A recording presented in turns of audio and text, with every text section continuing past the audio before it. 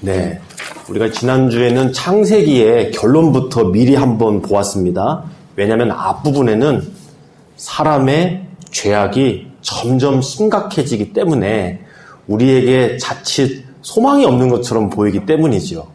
그러나 하나님께서는 신실하게도 아담과 하와에게 가죽옷을 입히신 방법으로 우리에게 예수 그리스도의 옷을 입히신다고 약속을 해주십니다. 그래서 비록 첫 번째 예배에서 가인이 혈육 아벨을 죽이는 살인을 저질렀지만 창세기 맨 마지막에는 요셉이 자신의 형들을 모두 다 용서하고 하나님 안에서 이스라엘 족속이 하나가 되는 장면으로 마무리된다는 것을 우리가 함께 살펴봤어요.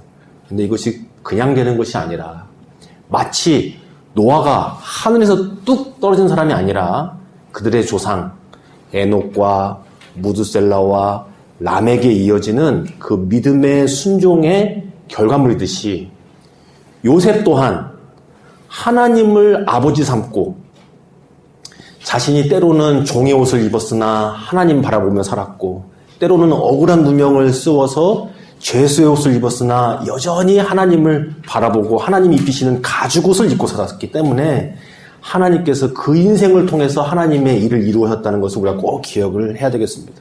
그래서 그 아버지 야곱이 입혀놓은 색동옷을 입었을 때는 요셉 역시 사람의 죄된 모습이 나타났지만 하나님께서 입히시는 가죽옷, 그것이 사람 눈에 보이기에는 어떨 때는 허름한 종의 옷이었고 어떨 때는 누명 쓴 죄인의 옷이었지만 요셉은 항상 하나님의 옷, 하나님이 입히시는 가죽옷, 그리스도의 옷을 입고 산 사람이었다. 그래서 더 중요한 것이 요셉을 총리의 옷을 입히셔서 세상 나라에서 둘째 통치자가 되게 하셨을지라도 그는 여전히 그리스도의 옷, 하나님의 옷을 입은 사람이었다라는 거예요. 권력의 정점에 이르러서 또다시 좋은 옷을 입었더라도 그는 여전히 하나님이 입혀주신 옷, 그리스도의 옷을 입은 자였다는 거죠. 이것이 하나님이 이루어주신 일이라는 거예요. 창세기가 가고 있는 하나님의 크신 방향, 손길이 있다는 것을 우리가 지난주에 함께 살펴보았습니다. 자, 오늘 우리가 익히 잘 아는 이야기를 함께 봅니다. 노아의 홍수라는 전 지구적인 심판이 일어났습니다. 하나님께서 세상을 심판하신 거예요. 사람 지으셨음을 한탄하시고 지면에 있는 모든 생명을 쓸어버리시는 엄청난 심판을 내리셨어요. 그렇지만 하나님께서는 또다시 노아에게 은혜를 주셔서 그 하늘에 이제는 무지개라는 거대한 징표를 주신 거예요. 물론 이제 자연 현상을 통해서 하나님께서 지정하신 거죠. 마치 선악을 알게 하는 나무를 에덴 동산 한가운데 탁 두셔서 이것이 너와 나와의 관계다 이렇게 말씀하신 것처럼 이제는 하늘에다가 거대한 무지개를 두셔가지고 말씀하시는 거예요. 이것이 내가 너희와 맺는 언약의 징표다. 그래서 오늘 우리가 이 무지개 언약이라는 게 어떤 의미를 가지고 있는가 좀 깊이 상고하면서 다시 한번 하나님께서 친히 우리에게 얼마나 신실한 일을 행하셨는가. 가인처럼 사람은 혈육을 죽이기도 하고 끔찍한 죄악을 일으키는 존재지만 하나님은 그 악을 선으로 뒤바꾸시는 분이라고 요셉이 고백했잖아요. 나는 그 하나님을 대신하지 않습니다. 하나님은 우리의 악을 선으로 바꾸시는 분이십니다. 그 요셉의 고백을 오늘 또다시 이 무지개 언약을 보면서 함께 고백하고 상고하기 원합니다. 자, 우리는 이제 무지개에 대한 우리 한국적인 이미지가 있어요. 정통적인 이미지가 있어요. 세계 곳곳마다 무지개에 관한 이미지가 있고요. 우리말로 이 무지개는 뭐냐면 색동달이라는 의미예요. 그래서 때로는 무지개 달이 그러면은 역전압 이런 거예요. 보통 역전이 역압인데 우리가 보통 역전압 이렇게 하잖아요. 근데 무지개 달이 그러면 무지개 다리 이렇게 되는 거예요. 색동 다리 이렇게 되는 건데, 자, 이 무지개를 보통 보면 우리가 아름답고 낭만적이고 또 어떤 희망, 또 평화 이런 것을 상징하기도 하고 또 어떤 단체들은 화합, 연합 이런 것들을 쓰는데 활용을 합니다. 무지개 색깔 7빛 이렇게 해서 이렇게 하는데 다양한 의미를 부여해서 우리가 보죠. 어떤 경우에는 무지개 다리를 건넜다. 우리 집 강아지가 좋은 곳으로 갔어 할 때 보통 무지개 다리 건넜다 쓰기도 하더라고요. 혹은 무지개 다리 끝에 황금이 숨어져 있다 이런 동화도 있잖아요. 그래서 어떤 허황된 꿈이라든가 이런 것들을 상징하기도 하고 다양한 의미를 가지고 있습니다. 자, 그런데 성경적 의미는 뭔가? 성경에서는 무지개를 어떤 의미로 하나님께서 사용하셨는가? 단어를 보면 알 수가 있어요. 영어에서는 무지개가 레인보우예요. 레인보우. 그러니까 비 온 뒤에 화살이래요. 그렇잖아요. 레인, 비고, 보우, 화살이잖아요. 비 온 뒤에 걸린 화살이라는 뜻이에요. 히브리어 원어로 캐세트인데 이게 활이에요. 화살. 그러니까 하늘에 지금 거대한 빛나는 활이 걸려있는 거라는 거예요. 홍수 뒤에. 이것이 성경에서 말하는 무지개의 원어적인 의미예요.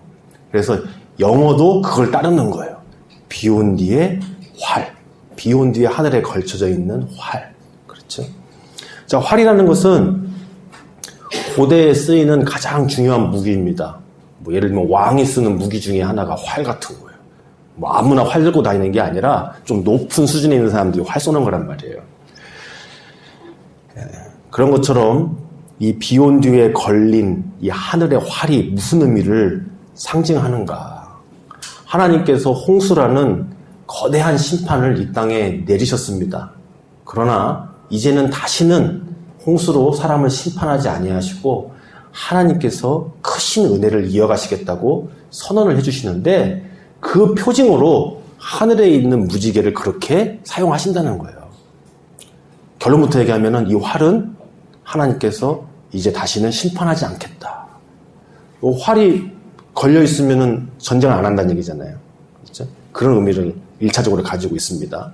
이제 두 번째 의미가 더 중요한데 그것은 이따 뒤에 본론에서 한번 살펴보도록 하겠습니다.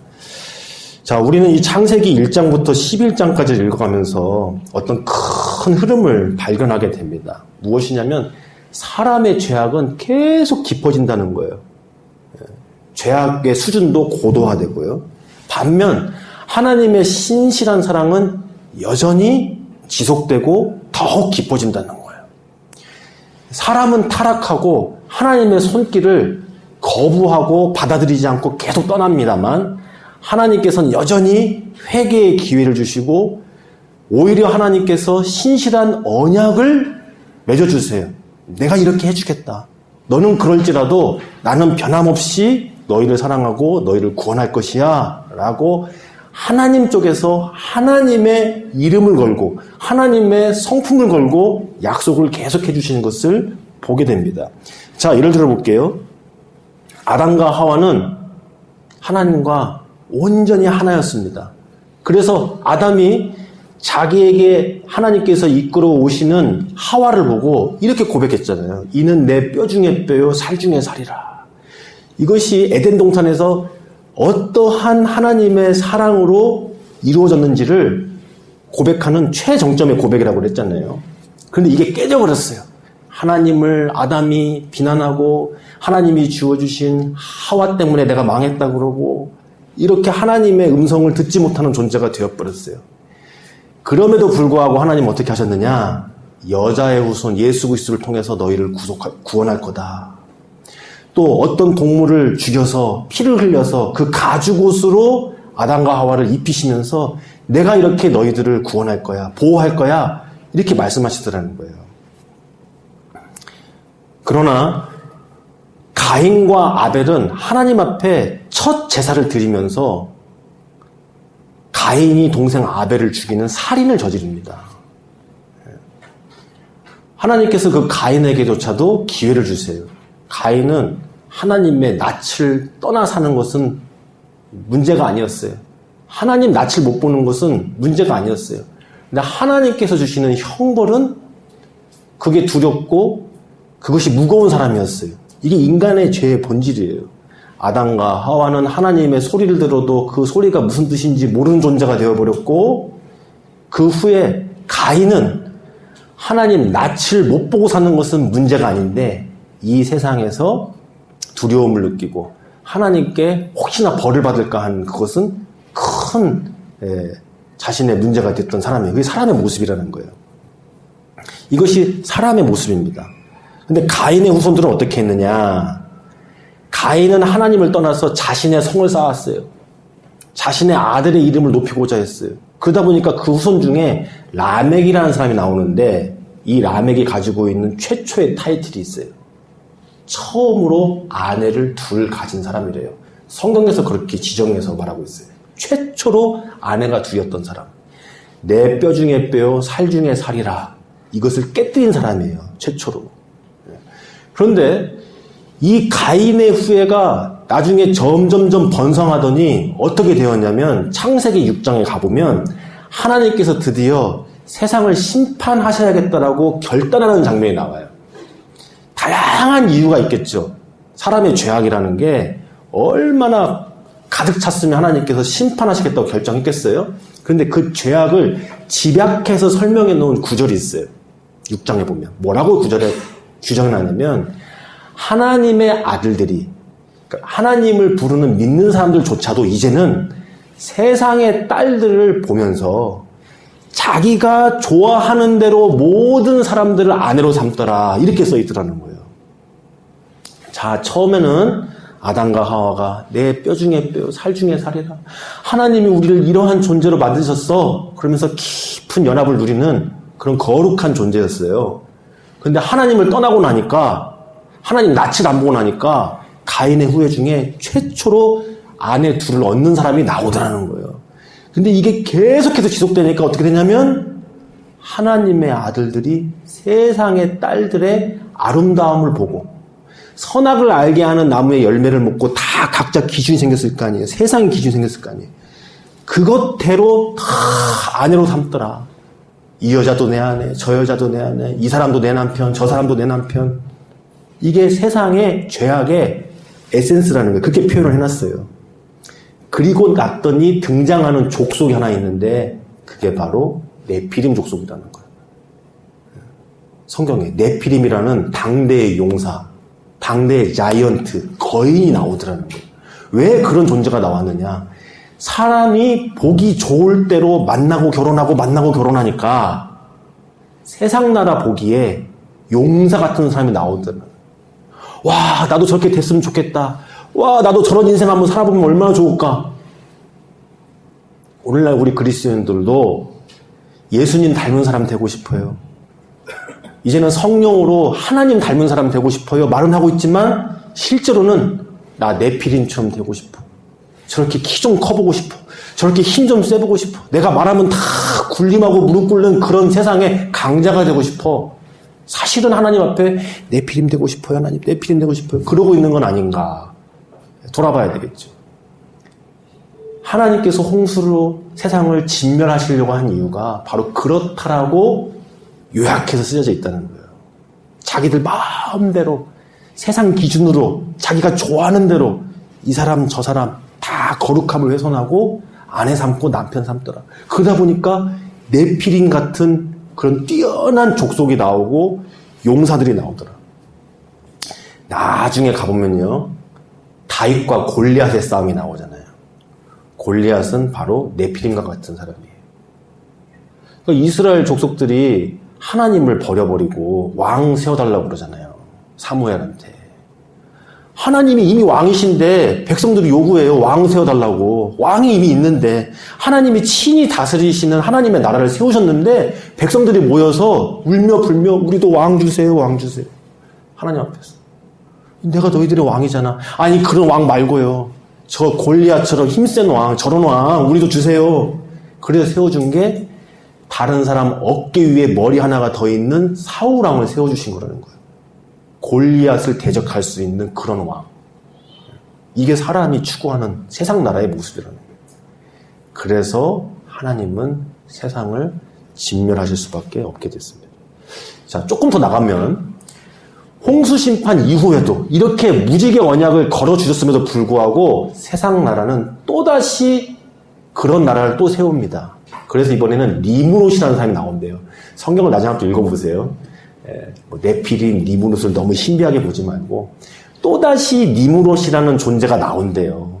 사람들끼리 서로 강해지고 또 서로 더 높은 사람 되려고 하다 보니까 또 그런 자이언트가 나왔다는 거예요. 그래서 바벨탑을 만들어요. 이번에는 하나님께 대적하는 온 사람들이 힘을 합쳐가지고 하나님을 대적하는. 그래서 하나님께서 이번에는 사람들의 언어를 흩어져 버리잖아요. 서로 힘을 합치지 못하게. 사람이 힘을 합치면 좋은 일을 하는 게 아니라 악한 일을 하니까. 이것이 사람의 일이에요. 근데 반면 하나님은 어떤 일을 계속해 주셨느냐? 아담과 하와가 거역했을 때도 여자의 후손으로 내가 너희를 구원하겠다. 가죽옷을 지어 입히시면서 내 생명으로, 예수 그리스도의 생명으로 너희들을 내가 구속하겠다. 가인이 하나님 얼굴은 안 보고 살아도 돼요. 제가 벌 덜 받게 해주세요. 할 때도 하나님은 가인에게 보호의 표식을 주신 분이십니다. 세상을 홍수로 심판하실 때도 노아의 방주를 짓게 하셔서 100년간 기회를 주시고 또 하나님의 언약이 끊어지지 않고 신실한 사람을 통하여서 다시금 시작될 수 있도록 크신 은혜를 베풀어 주신 게 하나님이십니다. 오늘 또다시 무지개 언약을 주십니다.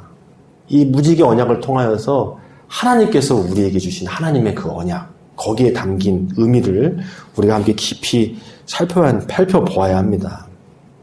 사람의 죄는 계속해서 반복될수록 더 깊어지고 하나님을 찾는 게 아니라 하나님을 대적하는 모습으로 역사는 쓰여져 갔습니다.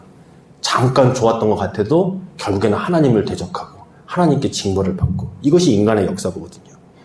그러나 하나님의 역사는 그럼에도 불구하고 사람을 보호하시고 건지시고 사람을 구원하시겠다고 하십니다. 마지막 종국에는 하나님의 나라가 하나님에 의해서 이 땅에 임하게 되어 있는 거예요. 그것이 하나님의 역사예요. 오늘 우리는 함께 이 무지개 언약을 더 깊이 살펴보기 위해서 성경을 한 번 더 깊이 들어가 보자 합니다. 성경 말씀에 하나님께서 세상을 심판하신 이유가 있어요. 6장으로 한번 성경 있으시면 한번 가보시면 좋아요. 6장 5절 이하입니다. 이렇게 써 있습니다. 여호와께서 사람의 죄악이 세상에 가득함과 그 마음으로 생각하는 모든 계획이 항상 악할 뿐임을 보시고 땅 위에 사람 지으셨음을 한탄하사 마음에 근심하시고 이르시되 내가 창조한 사람을 내가 지면에서 쓸어버리되 사람으로부터 가축과 기는 것과 공중의 새까지 그리하리니 이는 내가 그것들을 지었음을 한탄함이니라 하시니라. 그러나 노아는 여호와께 은혜를 입었더라. 노아가 은혜 입은 이야기는 우리가 지난주에 함께 살펴봤으니까 하나님께서 오죽하시면 지으셨음을 한탄하시고 세상을 홍수로 진멸하시겠다고 했는가. 우리가 좀 이게 이해가 돼야 되죠. 자, 다시 한번 앞에서부터 진행을 해보겠습니다. 아담과 하와가 하나님 앞에 죄를 지었잖아요. 근데 하나님께서 아담과 하와를 에덴 동산에서 내보내십니다. 생명나무의 열매를 먹고 하나님처럼 되어서 영생할까봐 에덴 동산에서 내보내셨대요. 내보내신 이유, 죄악 가운데 영원한 고통 속에서 살까봐. 사람이 하나님을 떠난 상태에서 영원히 살면 어떻게 되겠어요? 멸망이고 그거 자체가 지옥이죠. 결국에는 하나님이 멸하실 수밖에 없는 곳으로 가는 거 아니겠어요? 그래서 하나님께서 기회를 주신 거예요. 너 이런 상태로 생명나무 먹고 영원히 살면 진짜 멸망이다. 그래서 내보내신 거예요. 이와 마찬가지로 하나님께서 이제 사람에게 심판을 선언하십니다. 죄악이 관영한 것을 보시고 뭐라고 말씀하시냐면 사람이 더 이상 오래 살지 못하고 120년 이내로 살 거다. 사람의 수명이 120년 될 거다. 이렇게 말씀하세요. 이게 사실 두 가지 의미가 있을 수 있어요. 앞으로 120년 뒤에 홍수가 일어난다는 의미. 그러니까 이 땅에 전 지구적인 심판이 앞으로 한 120년 뒤에 일어날 거야. 이런 의미가 하나 있고 또 하나는 노아의 홍수 이후에 실제로 사람의 수명이 120년 이내로 제한되어 있잖아요. 지금도 최장수하는 사람들 세계적으로 조사해보면 120년 넘어간 사람도 있지만 그 언저리예요. 이게 하나님 정해놓으신 거예요. 바로 그런 의미입니다. 그럼 성경을 보니까 그전에는 사람이 1000년 가까이 살았다고 하잖아요. 무드셀라가 최장수 969년. 자, 요즘도 사람이 100살을 살면은 어떤 사람은 현자라고 그러잖아요. 100세를 살았으니까 세상을 보는 어떤 남다른 안목, 그런 게 있으실 것 같다고 그래서 그런 분들을 우리 귀 기울여 들으려고 하잖아요. 근데 그런 사람들은 극소수입니다. 사람이 오래 산다고 해서 성숙해지고 깊어지고 세상의 깊이를 알고 다 어른이 되면 얼마나 좋겠어요. 근데 그렇지 않아요. 사람은 다 죄인이에요. 죄악이 축적되고 죄악이 고도화돼요. 기껏해야 100년 사는 인간들이 세상에서 벌이는 일들을 보자고요. 모여서 하는 일을 보자고요. 우리는 집단 지성을 기대하지만 집단 폭력이나 집단 죄악이나 이런 거를 보게 되잖아요. 사람들이 세상에 많은 기구들을 만듭니다. 뭐 유엔도 만들고 EU도 만들고 무슨 평화 뭐 어쩌고 막 만듭니다. 다 이유가 있겠죠. 그렇게 해서 세상을 지키자고. 근데 역사적으로 그런 사람이 세워놓은 그런 기구들, 그런 조약체들이 나중에 어떻게 변질되는지 다 알잖아요. 이게 사람의 한계예요. 사람의 방향이에요. 그렇죠? 사람은 모이면 그렇게 되는 거예요. 그런데 그게 900년, 1000년 살면서 이게 확 더해진다고 보세요. 지식이, 지혜가. 무서운 거잖아요. 요즘에 우리가 AI를 왜 무서워해요? 왜 AI가 나온 게 엄청난 공포가 돼요? AI 같은 게 나오면 AI 윤리가 먼저 서야 한다고 하잖아요. 사람의 죄악이 너무나 고도화되니까 하나님도 900살 못 살게 하고 120살로 제한해 놓은 거 아니에요. 그럼에도 불구하고 언어가 하나니까 똘똘 뭉쳐가지고 하나님께 대적하는 일을 하는 게 사람이잖아요. 근데 AI가 무서운 거는 사람이 100년밖에 못 사는 거를 이 AI가 1000년 살고 10,000년 살게 해놨어요. 사람의 생각의 속도가 100년 아래로 줄어났잖아요. 900년 살 거면 엄청나게 축적될 건데.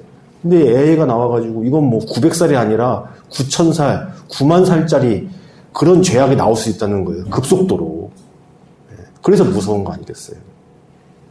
사람이 만든 건 다 이렇습니다. 왜냐하면 사람이 죄인이라. 사람이 죄인이 아니면 AI가 나오는 게 무섭지가 않아요. 아, 세상이 정말 좋아지겠구나 그러지. 근데 우리는 뭐부터 생각해요? 영화처럼 터미네이터 나오는 거 아니야? 그러고도 남겠네? 이 걱정부터 하지. 아, AI 때문에 드디어 우리는 자유다. 이렇게 말 안 한다고요. 벌써부터 세계적인 석학은 10수년 전부터 이것 때문에 여러 가지 연구를 하고 뭘 하고 하는 판인데 이게 사람이라는 거예요. 그래서 하나님은 노아의 홍수를 통해서 사람의 수명을 제한하시겠다고 선언하신 겁니다. 이만큼이나 사람의 죄악은 무서운 겁니다. 사람이 모여서 생각하는 게 다 죄악이래요. 하는 것마다 나쁜 생각이래요. 반면에 우리 교회는 그러면 어떤 구별된 존재가 되어야 될까요? 하나님의 자녀들이 모였으니까 성령의 임재를 가지고 하나님의 착한 일들이 자꾸 나타나는 게 교회의 모습이 되어야 되겠죠. 세상은 모아놓으면 나쁜 생각이 가득해진다면서요. 모아놓으면 시너지가 나가가지고 막 나온다면서요.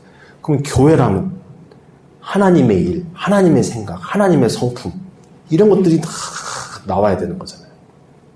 그것도 우리가 깊이 생각해 볼 문제입니다. 자, 세상은 그렇습니다. 바로 그렇게 창세기에서 보면 죄악이 관영해졌어요. 근데 하나님은 그럼에도 불구하고 가죽옷을 지어 입히시고 가인에게는 보호의 표식을 주시고 홍수의 심판을 내리실지라도 노아의 방주로 구원을 주시고 사람을 이어가게 하신단 말이죠. 하지만 기억해야 됩니다. 누군가는 죽었어요. 사람을 보호하기 위해서. 노아의 방주가 구원의 표징이긴 하지만 노아의 방주가 왜 있어요? 지구적인 심판이 있었다는 증거잖아요. 함께 있는 거예요. 오늘 무지개도 마찬가지입니다. 무지개는 평화의 상징이긴 하지만 무지개가 있다는 말이 무슨 얘기예요? 온 지구가 심판받았다는 걸 전제로 하잖아요. 예수님의 십자가가 그러합니다. 예수님의 십자가를 바라볼 때 우리는 우리를 위하여 생명 버리신 예수님을 보게 됩니다. 그러나 그 십자가가 가지고 있는 대전제가 뭐냐면 하나님께서 진노의 잔을 부으셨다는 거예요. 그런데 그거를 예수님이 대신 받으셨다는 거죠. 그래서 우리가 이것을 놓치면 안 됩니다. 오늘 무지개가 걸려있다는 것은 하나님의 신실하신 사랑과 은혜를 상징하지만 그 대전제는 하나님께서 세상을 심판하셨다는 거예요. 이렇게 하나님은 사람의 죄악을 이제는 친히 책임지십니다. 여자의 후손으로, 가죽 옷으로, 하나님의 신실하심으로 가인에게 표식을 주심으로, 노아의 방주를 주셔서, 무지개 언약을 하늘에 대형으로 걸어 놓으셔서. 그래서 오늘 하나님께서 본문 말씀에 이렇게 이야기합니다. 내가 구름으로 땅을 덮을 때에 무지개가 구름 속에 나타나면, 그랬어요. 이제 그 당시에 사람들은 구름만 끼게 되면 얼마나 무섭겠어요. 하나님이 심판 안 하시겠다고 했지만 구름만 끼면 자라보고 놀란만 가슴 소뚜껑 보고 놀란다고 그러고, 이 벌에 한번 쏘인 사람들은 이 날파리가 지나가도 와 이렇게 하잖아요. 그게 사람인데 홍수로 진멸된 세상에서 사람들이 와 하늘에 구름이 낀다 그러면 두려울 거 아니에요. 비가 내린다 그러면 이게 홍수가 될까 봐. 그러나 그 구름 속에 뭐가 있냐면 무지개가 있다는 거예요. 무지개가 나타나는데 그것을 볼 때마다 하나님의 언약을 기억하라고, 생각하라고. 근데 놀라운 것은 오늘 성경에서 뭐라고 표현을 하고 있냐면 이렇게 표현하고 있어요. 13절에 내가 내 무지개를 구름 속에 두었나니 이것이 나와 세상 사이의 언약의 증거다. 그래서 또 이렇게 말씀하십니다. 내가 구름으로 땅을 덮을 때에 무지개가 구름 속에 나타나면 내가 나와 너희와 및 육체를 가진 모든 생물 사이에 내 언약을 기억하리니. 이거 하나님이 기억하신다는 거거든요. 너희들이 기억해야 한다는 게 아니라 하나님이 기억하신대요. 다시는 물어 모든 육체를 멸하는 홍수가 되지 아니할 것이다. 무지개가 구름 사이에 있으리니 내가 보고 나 하나님과 모든 육체를 가진 땅의 모든 생물 사이에 영원한 언약을 기억하리라. 하나님이 보고 하나님이 기억하시려고 무지개를 두셨대요. 이게 무슨 의미일까? 우리 하나님도 나처럼 기억을 잘 못하시나 보다. 까먹고 말해놓고 까먹으니까 하나님도 안 잊어먹으려고 하나님께서 하나님 알람을 하늘에다가 걸어뒀나 보다. 우리 그럴 때 있잖아요. 약속해놓고 안 잊어먹으려고. 이틀 전에 알람. 그날 점심에 알람. 1시간 전에 알람. 잊어먹는 사람은 그렇게 해놔야 하잖아요. 강박증 있어서. 그래서 하나님이 그런 분이시나. 끄떡하면 심판하려고 하시니까 내가 심판 안 한다고 했지? 그러려고 무지개를 걸어놨다? 기억하게 하려고? 그런 의미가 아니지. 네. 그런 의미로 표현한 게 아니라 이거는 철저히 사람의 눈높이로 표현한 건데 하나님은 이렇게 신실하시다는 거예요. 우리를 향한 언약을 절대로 잊어버리지 않으신다는 거예요. 하나님은 그렇게 행하신다라는 약속이에요. 그런데 잊어먹는 건 누가 잊어먹냐면 사람이 잊어먹는 거죠. 그 은혜를 받았어도, 가죽 옷을 입혔어도, 가인에게 보호의 표식을 주었어도, 노아의 방주로 100년간 표징을 보여주었어도 사람은 또 잊어먹고 힘을 합해서 하나님을 대적하고, 이게 사람이란 말이죠. 그런데 하나님은 안 잊어버리고 기억하신다는 거예요. 하나님은 변하지 않는다는 거예요. 자, 여러분, 우리도 누군가랑 약속할 때 있죠. 야, 우리 언제 이렇게 하자? 안심할 때가 있어요. 언제 안심해요? 상대방이 약속을 너무 잘 지키면 안심이 돼요. 내가 혹시 까먹어도 상대방이 미리 알려주고 우리 약속 이렇게 했잖아. 잊지 말고 나와. 이렇게 해줄 거니까. 근데 둘 다 약속을 잘 안 지켜. 건망증이 심해. 아니면 한쪽이 더 그래. 그럼 어떻게 불안하잖아요. 내가 챙겨야 되고 내가 확인해야 되고 이거 진짜 그렇게 할까? 하나님의 약속은 철저히 하나님께서 맺어주시는 것이고, 하나님이 신실하시니까 유효한 것이고, 하나님이 그 어그러진 약속도 다시 회복시키시고 다시 성취해 주시는 것이, 그게 복음이에요. 사람은 자꾸 사람은 자꾸 잊어먹어요. 약속을 오해해요. 나는 그런 뜻을 알았는데요. 파기해요. 근데 하나님은 바꾸시지 않아요. 하나님은 기억하세요. 그대로 성취해 주세요. 이것이 바로 무지개 언약의 내용입니다. 자, 마지막으로 오늘 무지개가 어떤 의미를 가지고 있나 처음으로 돌아가 보면 평화의 상징이기도 하고 허황된 꿈 같기도 하고 다양한 의미로 우리가 해석을 하기도 합니다. 그런데 성경에서는 활이라고 그랬죠. 평화의 상징, 내가 다시는 심판하지 않겠다. 근데 이 활이 어느 방향으로 걸려있냐면 하늘의 방향으로 걸려있어요. 활을 쏘면은 땅으로 쏘야 하잖아요. 근데 활을 쏘게 되면 하늘로 쏘게 돼 있어요. 쏘면 하나님이 맞아요. 가죽옷도 마찬가지죠. 죄는 아담과 하와가 지었어요. 근데 죽기는 애꿎은 다른 동물이 죽었어요. 결국엔 죽기는 하나님의 아들 예수님이 대신 죽어주세요. 이게 하나님의 방법이에요.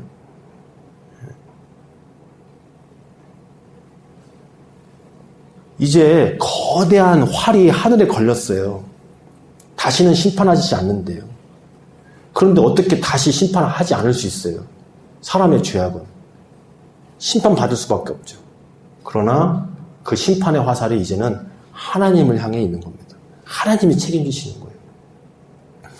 예수님께서 이 땅에 오셔서 예수님의 생명을 내어주셨습니다. 우리의 모든 것을 대신 짊어지시고 하나님의 진노의 잔을 대신 받으셨습니다. 그리고 죄값을 내가 다 지불했다. 다 이루었다. 십자가에서 선을 해주셨습니다. 그래서 무지개 언약이 예수님의 십자가를 예표하는 거예요. 더 이상 그 진노의 활이 우리를 향한 것이 아니라 하나님 자신에게로 향하여 있는 것. 아들 예수 그리스도의 생명을 내어주셔서 하나님의 진노의 잔을 하나님의 아들에게 부으셔서 대신 우리는 살게 하는 것. 이것이 하나님의 약속입니다. 하나님의 언약입니다. 그래서 노아의 홍수 이후에 하나님은 하늘에 대형 표징을 허락하여 주셔서 그것을 볼 때마다 하나님의 신실한 약속을 기억하라고 말씀해 주십니다. 그런데 한계는 한계죠. 무지개 맨날 보여줘도 또 니무롯이 나오고 또 바벨탑 쌓아 올려서 하나님이 약속 어기고 홍수로 또 심판할 거야. 탑을 쌓아야 돼. 홍수나도 안 쓸려나가게. 이게 사람의 죄악이라는 거예요. 그러니까 하나님께서 아들의 생명을 주실 수밖에 없는 거죠. 그렇습니다. 오늘 우리는 다시 한번 창세기에 나와 있는 무지개 언약을 통해서 하나님이 우리에게 어떠한 은혜를 주셨는지 다시 한번 보게 됩니다. 우리 세상에, 이 아름다운 세상이 비록 노아 홍수 때문에 망가진 세상이지만 그래도 하나님의 영광과 사랑이 나타나고 있어요. 그것을 우리가 성경을 통해서, 말씀을 통해서 다시금 바라보고요. 또 하나님 예수님께서 세우신 이 교회가 세상을 향한 방주처럼 보이고 세상을 향한 무지개처럼 보이고 세상을 향한 하나님의 화해의 손길, 구원의 손길처럼 보인다면 얼마나 좋겠습니까? 우리 주님께서 이 언약을 믿고 신실하게 주님을 따르는 자들, 주님의 백성 되기를 원하십니다. 기도하시겠습니다. 살아계신 하나님 감사합니다. 오늘 우리에게 무지개 언약을 통하여서 하나님이 얼마나 신실하신지 가르쳐 주시니 감사합니다. 그 진노의 화살을 더 이상 우리에게 두지 아니하시고 하나님께로 돌이키셔서 예수 그리스도의 생명으로 우리를 구원하시는 그 놀라운 은혜에 감사를 드립니다. 예수님의 이름으로 기도드리옵나이다. 아멘.